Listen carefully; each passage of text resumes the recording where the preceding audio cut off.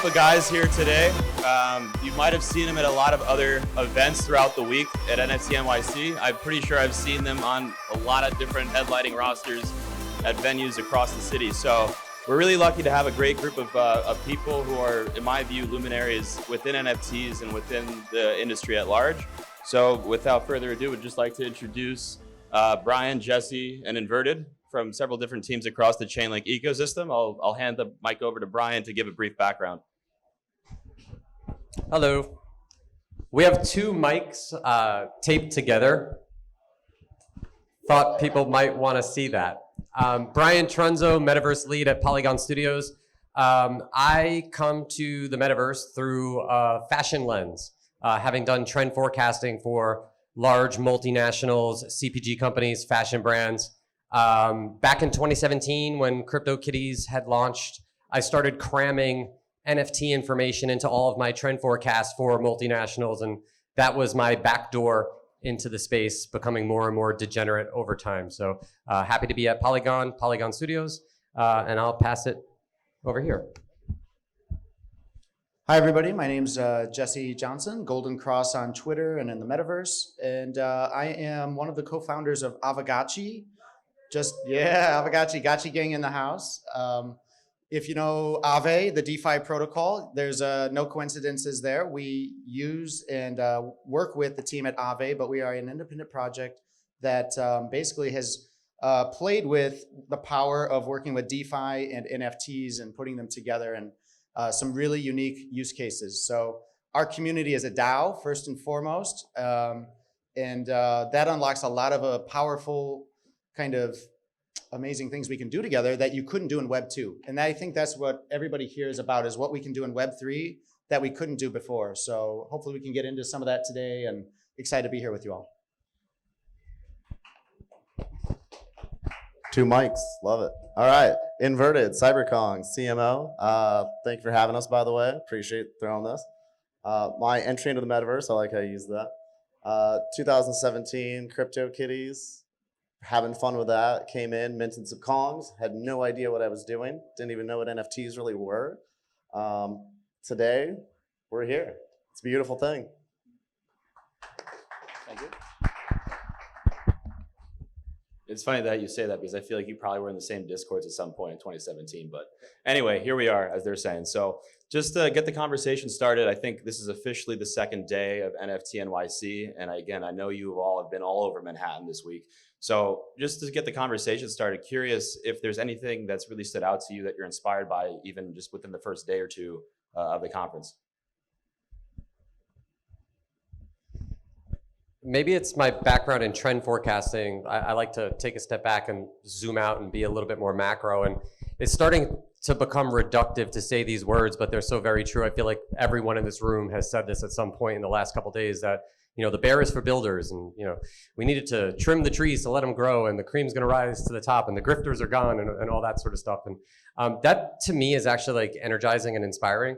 More reductive comments that are not my own, but I subscribe to them because I find them to be true, is in the last bear markets we saw NFTs and DeFi, right? So what's next? What comes out of this bear?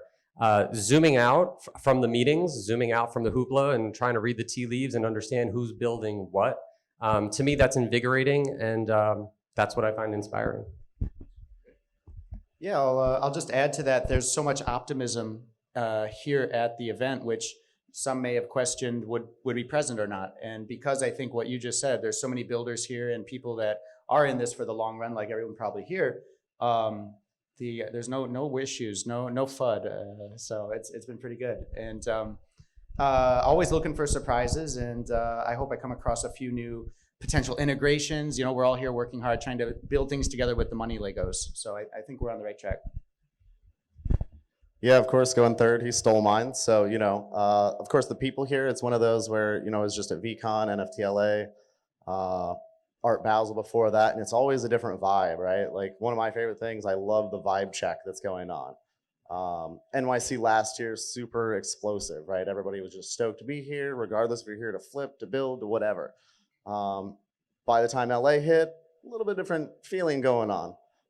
we're back to kind of that feeling now. And it's, like you talk about, like, I think we're getting to the point where we're back to the people who are here to be here and not just to play here. And Inverted, I think that segues really nicely. So I'll be honest with you, I was not here at NFT NYC in the fall, but I know a lot has changed. I know we were all talking about before this conversation started.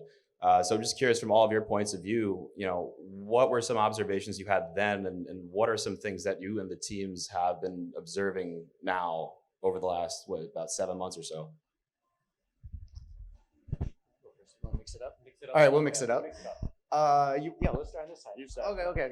So to me, when we look back, like the beginning of this year, the November, I would say that the biggest change for us is there's just a more of an awareness that we have to do things with some more forethought and looking forward to building for sustainability. And at Aavegotchi, that's something we're very proactive about. We have a fantastic community that is always looking for, literally, like, we have wearables on our NFTs, and they're trying to figure out, like, okay, can we mint more wearables or not? And what's that do for the next 5 years? We have 30-year roadmaps, that kind of stuff. So it's been, wavy, but I think the volatility is something we're all signed up for when we got here, right? So I'll let you add on to that. Yeah. I think one of the big things for us is IRL utility. Even things like this is a utility of the space, right? Like, we're here sharing, caring, and being a part of each other. So that's one thing that I know at Kongz we've definitely hit, grown, and just changed as far as, like, our place in the space.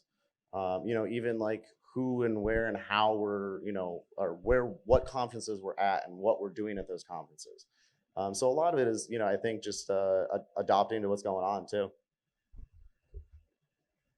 On that utility front, I guess a shout out to Kongz. You guys made a game in that time, right? So to speak on gaming for a second, we've moved into this second wave of blockchain-based games, NFT gaming. And my hope is that we can drop NFT from the word gaming and just talk about gaming, right? That people just so happen to own these assets, and there's on-chain logic that you can do interesting things with. But I think that that's an interesting and unique difference between this NFT NYC and the last one, is that I don't have a memory of, what was it? I think November, the last NFT NYC, of seeing any games at NFT NYC. In March at GDC, Game Developer Conference, all of the energy was around Web3. Web3 gaming basically ate that conference. It had a small footprint, but the energy ate that conference. And there's a lot of that momentum here. At Polygon Studios, we're actually having an event tonight, right now, I think. So many events, you can't keep up, with Dr. Disrespect, a very famous streamer who is developing his own game studio. Divisive person, so not everyone in the crowd might like Dr. Disrespect, but his Midnight Society studio launching on Polygon, he's here, right? Like that energy wasn't here last NFT NYC, so definitely on the gaming side, for sure.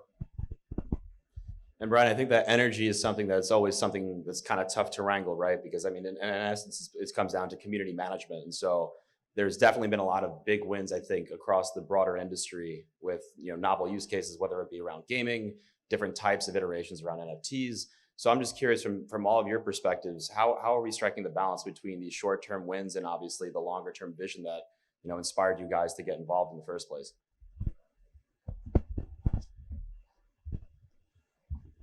Yeah, I think for CyberKongz, it's one of those where we kind of look at it like a chart, right? You got green candles and red candles. There's always what you want to do and then what the community wants. And it's not always aligned, and they don't always like what you drop. Or they don't know that they like what you drop until it's already out, and then they take the time to explore it. We don't like to necessarily read all the time, all that much. We miss instructions, things like that. But it's really the culmination of it all,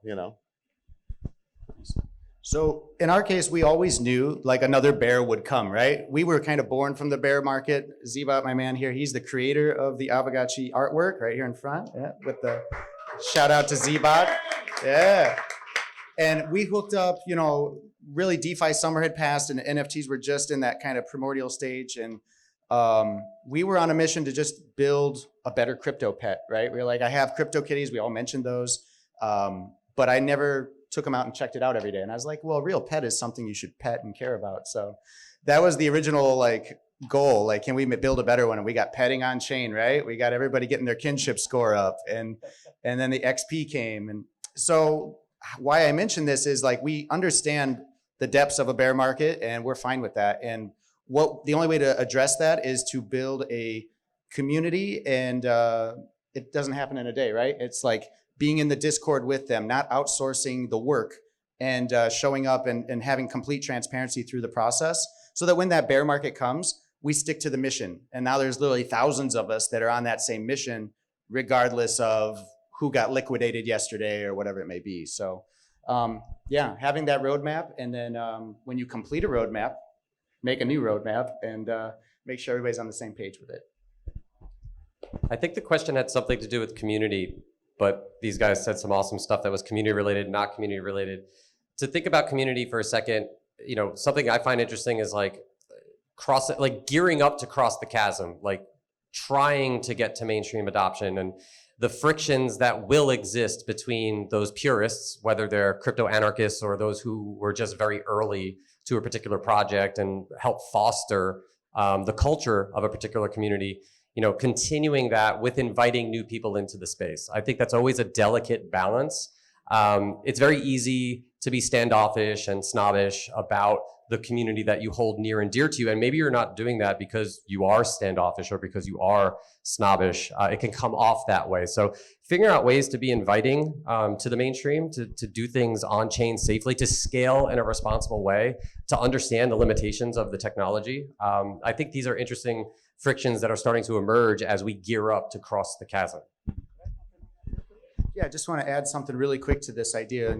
But we've been thinking about community from day one, but a lot, especially because you have to re-question yourself when things are on a bearish trend. So one thing is we use the word community all the time, right? When you're on Twitter, like the word community, it almost, you think it gets overused, but there's no better word for it. We are a community. So the one thing that we have to think about is like, when we're making a Web3 game or an NFT project like Kongz or Aavegotchi, what we are really doing, like if it's just we're all on the same Telegram waiting for the price to go up or down, that's not really a community, right? Like that's the shallowest community you could have.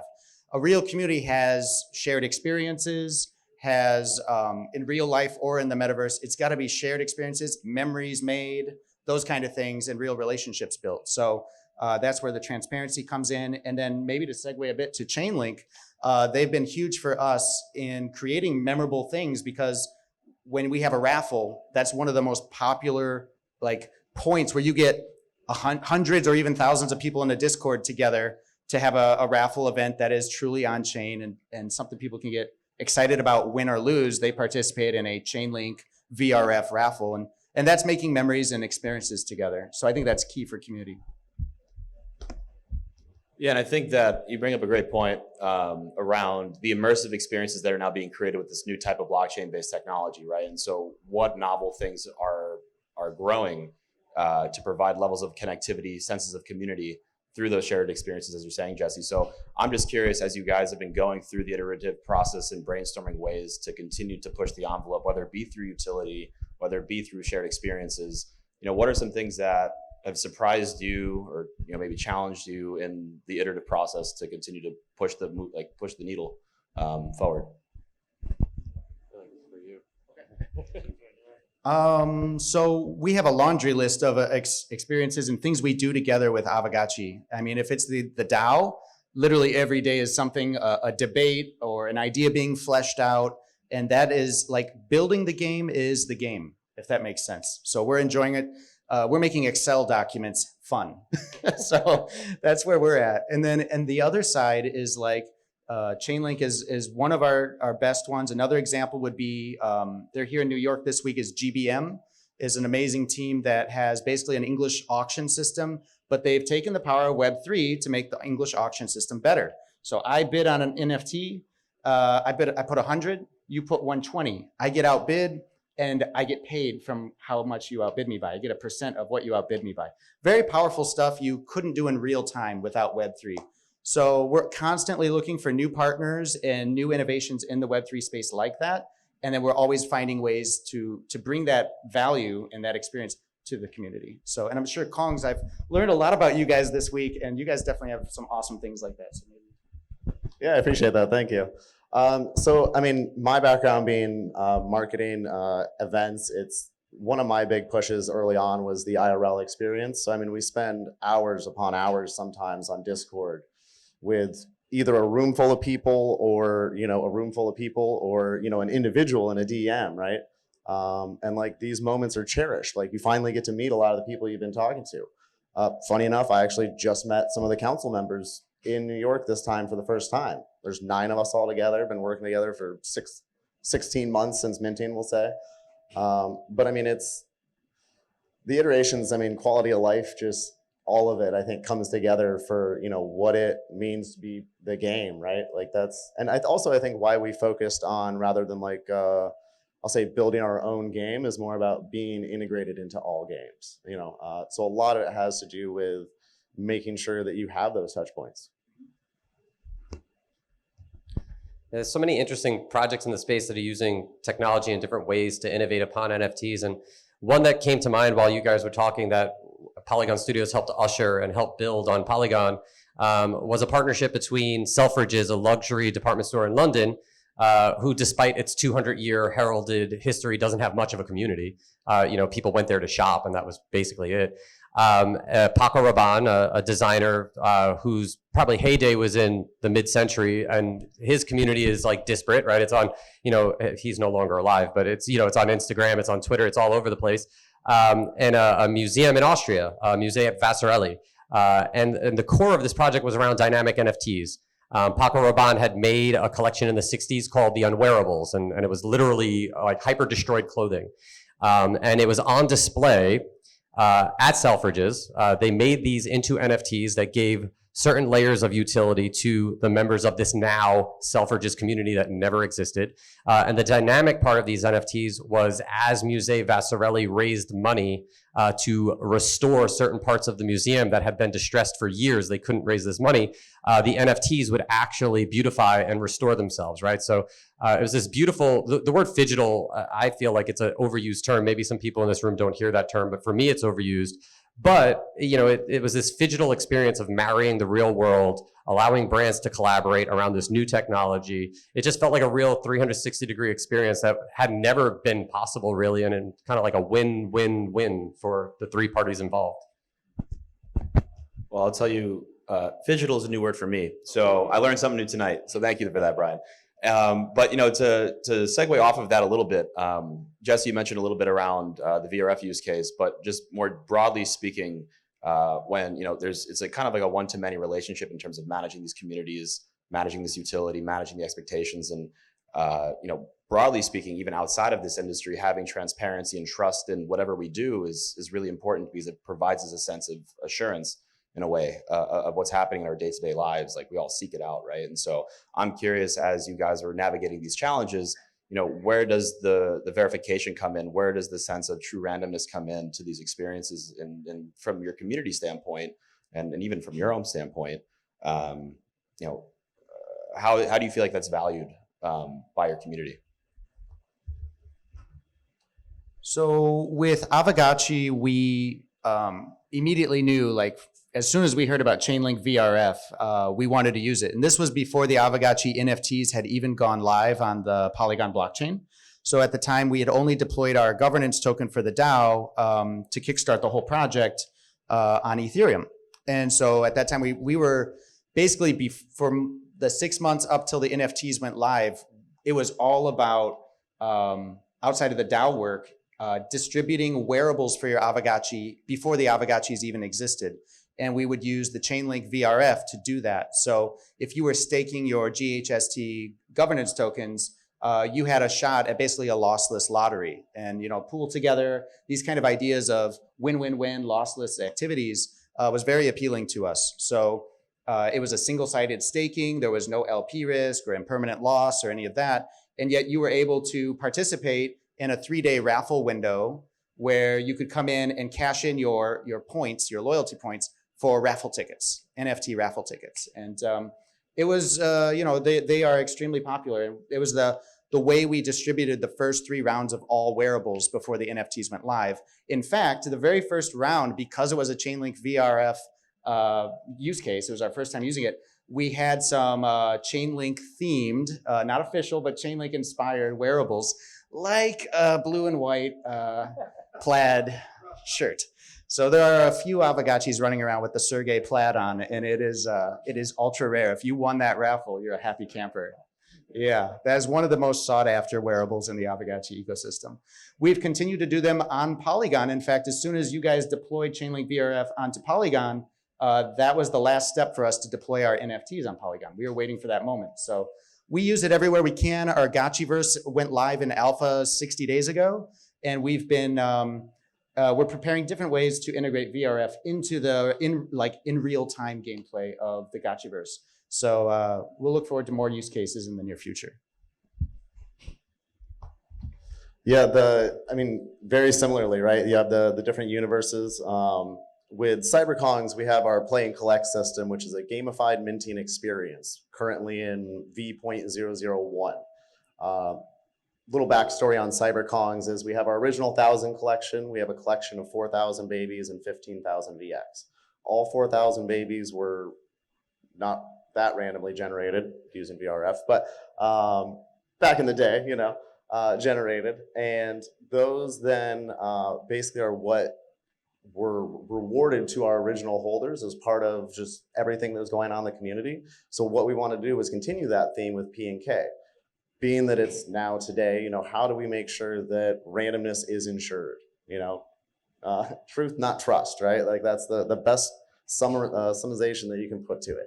So for us, it was about, if we're going to be advancing how our community is minting our assets rather than like us selling them, big part of that is making sure that there's no way that we've loaded the books, that anyone thinks that we've loaded the books, that, there's always honor in the blockchain. Whether it's from the event that you get from, running a jungle adventure or what item you get when you open a weapons capsule, all of that runs through, VRF. And I think within a couple of weeks, we had already done over 1 million. I don't remember what the number was, but huge number of calls during single runs anyways. But so, yeah, it's very, very important for the CyberKongz community just because, we've always been extremely transparent about what's going on, just like most, blockchain stuff. But keeping that aspect is just huge. Yeah, that real quick reminds me of the other way we use Chainlink VRF, which is the distribution of the NFTs. You want that to be, there's a lot of money at stake depending on if you get a really rare NFT or a very common one. So you want that as transparent as possible, and VRF helps us achieve that. So the other way we did is as soon as it was deployed on Polygon, we were able to use it where it's almost like a deck of cards. You actually mint a portal. You open that magic door with the Chainlink VRF, and inside will be 10 randomly generated Aavegotchis with different traits. And you can only bring one of them to life. That's the trick. So you got 10 choices, and they're almost like piggy banks where you deposit Aave tokens into them to bring them to life. So you get to choose literally by being like, I want the Chainlink themed Aavegotchi, and I've got to put $10 worth of link token into it in order to bring it to life, something like that. So yeah, Chainlink VRF all over the place.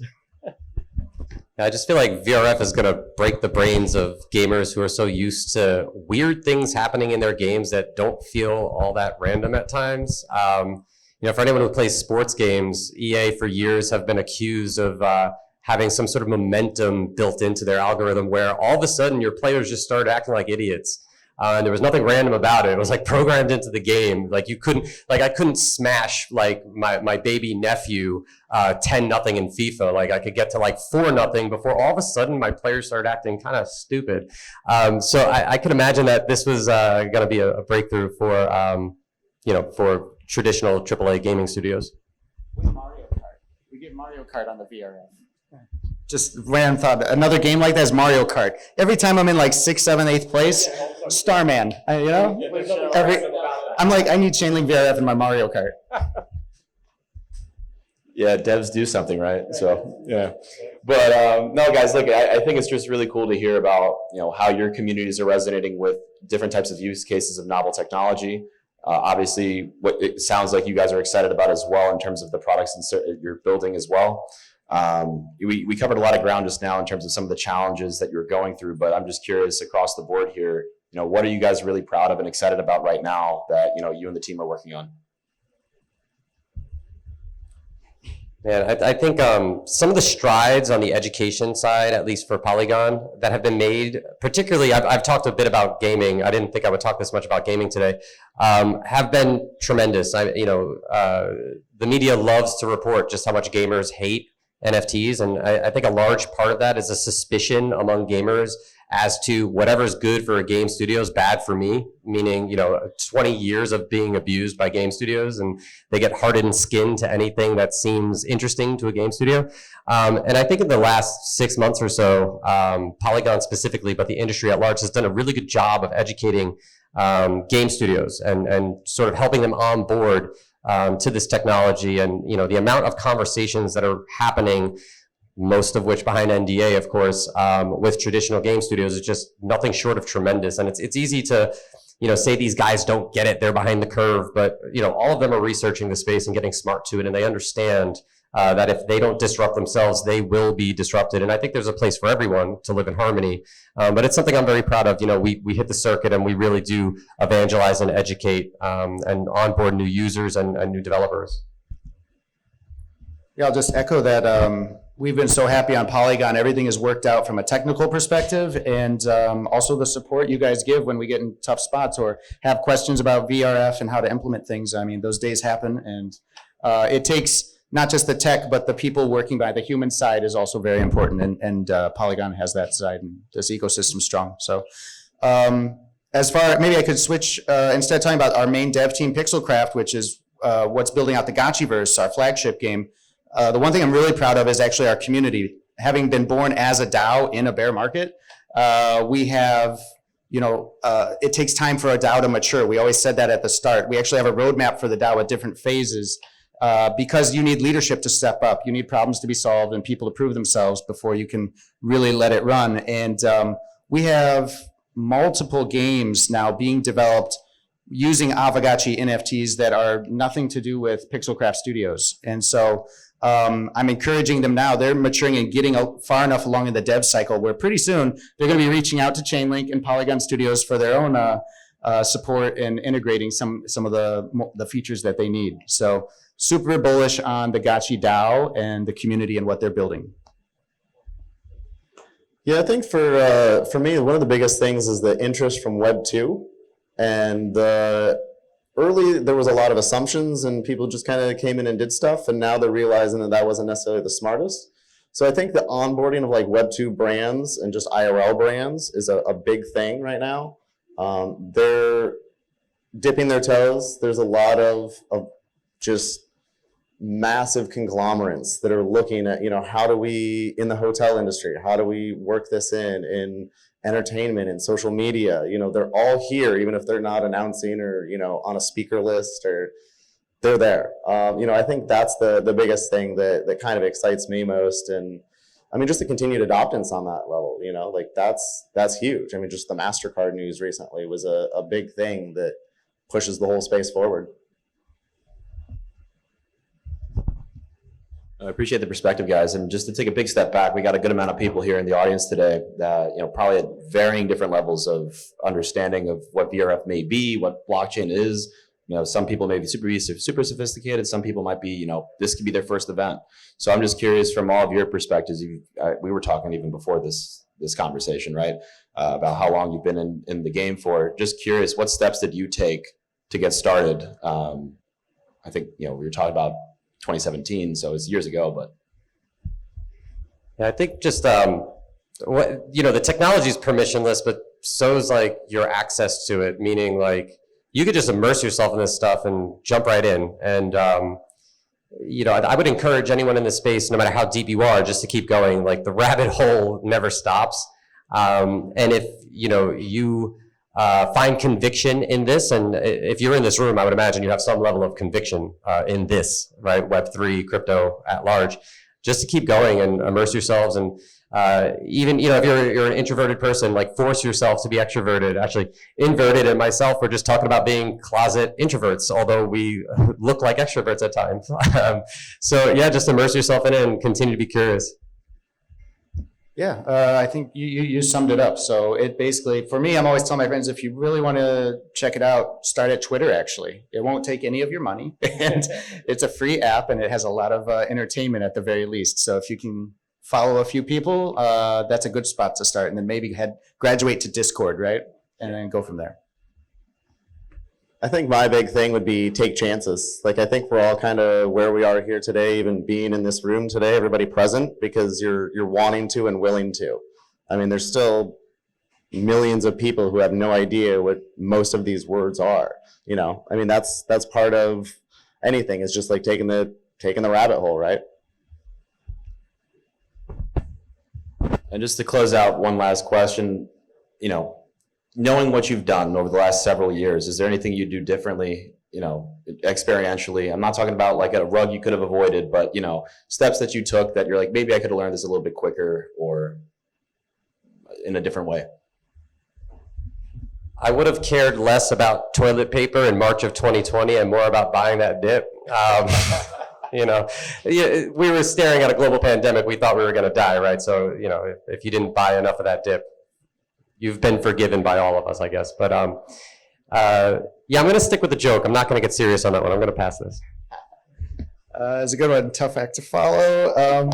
No, I don't know. Like, just be careful and obviously, like, all the rules. Like, don't put in more than you're willing to lose. And really, I think mentorship has a big place in things. So find somebody that's already in the space. Maybe they're not first degree of separation, is not your best friend, but find somebody online even that you can follow and ask questions to. So that applies to so many things in life, but even Web3, getting a good mentor and someone who isn't going to get wrecked or get you wrecked on the first day is a good idea.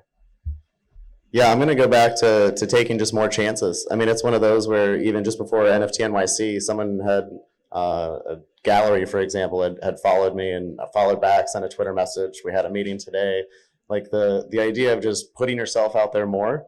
Again, talks about the, you know, extroverted introverts. Yeah, that's probably the biggest thing. Yeah, and all these guys, Chainlink, ourselves included, we all have great communities on Discord, Telegram, Twitter, to all the points above here. So, you know, if you're trying to get involved, obviously those are great platforms to get started. But just, I guess, Jamie, do we have enough time for questions? Yeah? Okay. So yeah, we could open up the floor to questions if you guys are cool with it.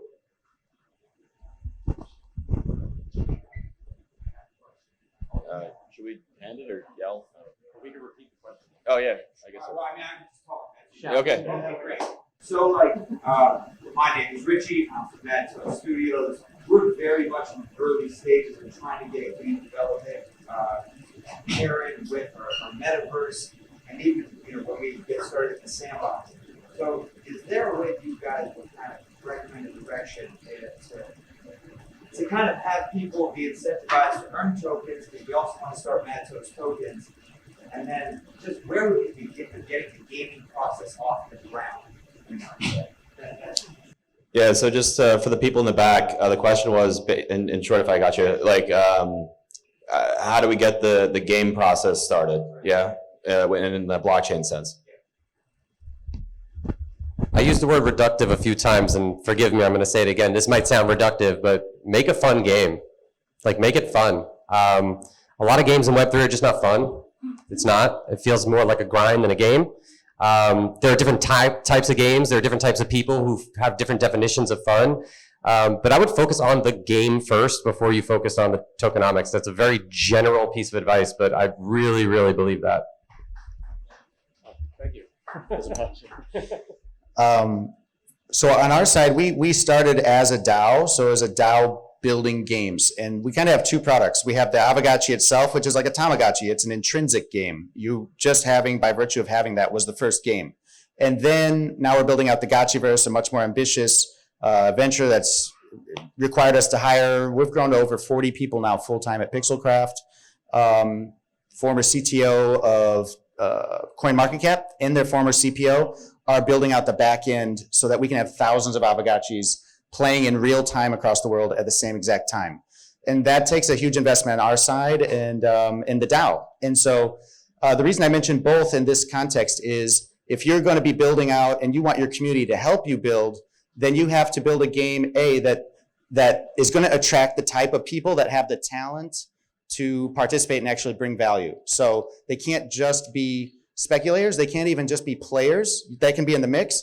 But you want to, like in our case, we don't run away from blockchain. We don't abstract it away. So we've been fortunate that we've kind of attracted a certain type of community that is full of developers and Solidity experimenters and people that want to build.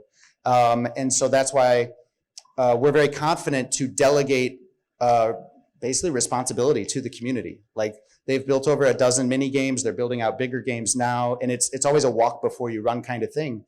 But you want to set them up for success, and you want to be building something that's going to attract the type of people that you need to build, with you.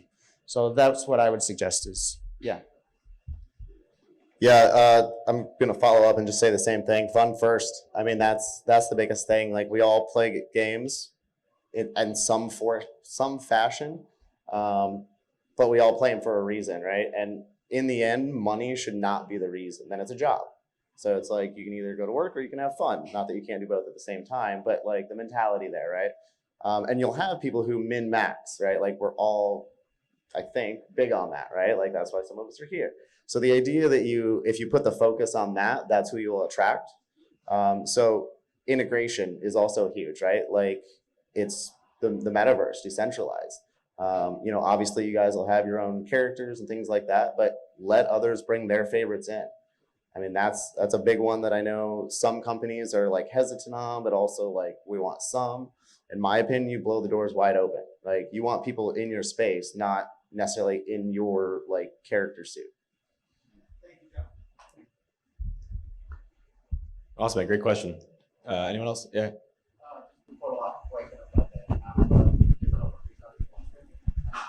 Working with a couple of developers, they already have teams and they have a user base quite stable number of users, and they kind of have interest in creating the NFT kind of tokenized game items.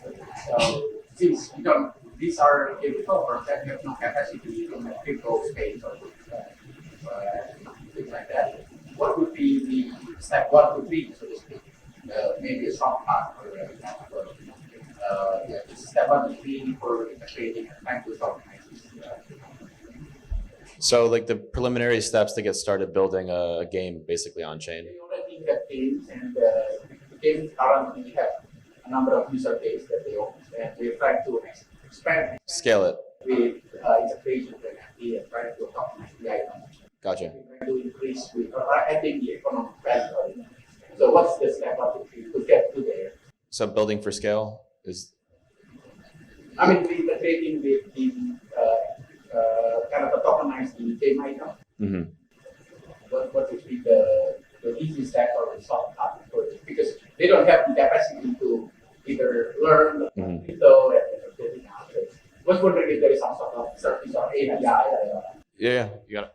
I mean, basically, if you're a game developer traditionally and you're saying you want to, he's asking if they can, the question is if he's got or knows of game developers that want to get into Web3 and play to earn gaming, maybe something like that, but they don't have the time or opportunity to invest into learning it themselves, the Web3 side. So I would just say I'm a big advocate of work to learn. We've had multiple people in our DAO who were probably very basic tech savvy, and now they are learning Solidity and teaching themselves and jumping in to build these mini games. And so I think just work to learn, and that mentorship comes back into play. Join a team like Aavegotchi DAO. We are building games every day. Send them our way. We got Web 2 gamers that are building Web 3 games all the time. You kill it. Yeah. Okay.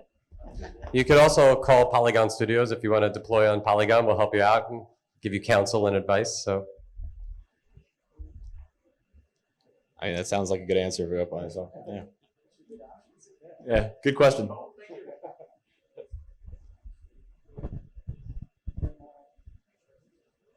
Yeah. What business plan is the one that's here to stay, the one that's gonna die, and like the one in the future? It's like there are so many buzzwords, and like everyone's in the same hail, but like what one's gonna die and what's gonna grow? So like what makes a strong business plan? Yeah, like role models Yeah. Yeah, good question.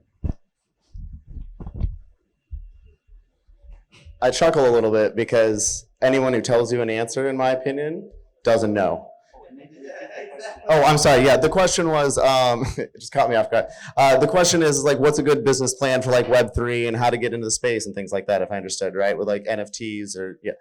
So for me, anyone who tells you, like, we don't have enough data yet. There's no way to know what's going to work, what's not going to work, I mean, like, you can see some models that have obviously worked. Like, there's stuff that works.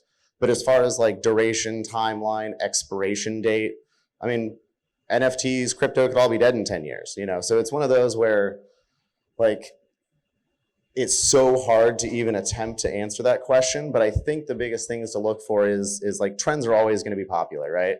But getting ahead of the trend. So seeing where things are going. So like, people are talking about metaverses.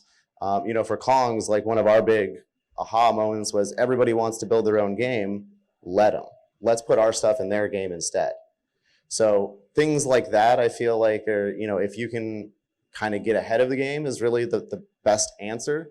But that's always a fun one that I love to just kind of crack on, just because it's like, there is no real answer. You know, there is no tried and true methods. I think there's not enough data out there yet, right? Like, even if you go with, you know, CryptoKitties and punks, we're only, what, 7 years deep on all that, and very little data for the first 5 to 6. Like, I would love to see an analyst take on, like, okay, let's see which business plans work here and there, and, you know, all that. But good question, definitely.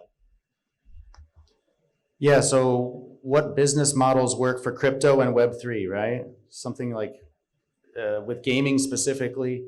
Hard to say. I think play to earn does have some black eyes with tokenomics. So many play to earn tokens have just been decimated, especially recently. And so I think they probably at this point have a worse reputation than like the DeFi farming tokens, you know? It's the GameFi farming is in a rough spot.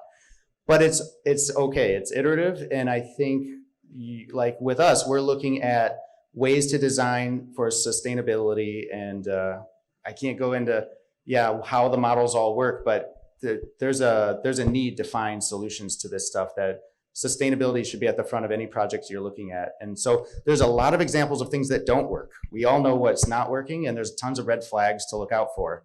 And then once you eliminate that, you can shortlist down to a few things that might work and are kind of working and are working well. Like if I give you one example, the Aavegotchi kickstarted basically as a DAO using a bonding curve.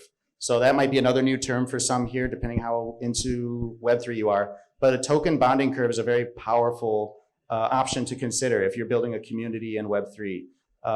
Basically, it's been one of the best decisions we made 2 years ago. And it works in bull markets, it works in bear markets, and protects your community. So that's one thing to check out. All right, cool. I think we can leave it there. Everyone, really appreciate all coming out today. We have give a round of applause.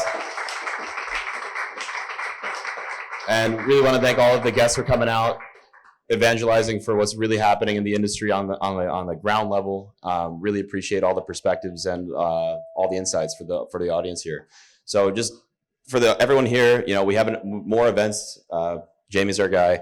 If you're in the New York area, we'll be around foreseeably, and we have a big, awesome event in September called SmartCon. So feel free to check it out online. We have a lot of other guests like these guys and other luminaries in the space. So feel free to check it out. We'd love to see you. And again, thanks for coming out. My name is Harris. Thank you.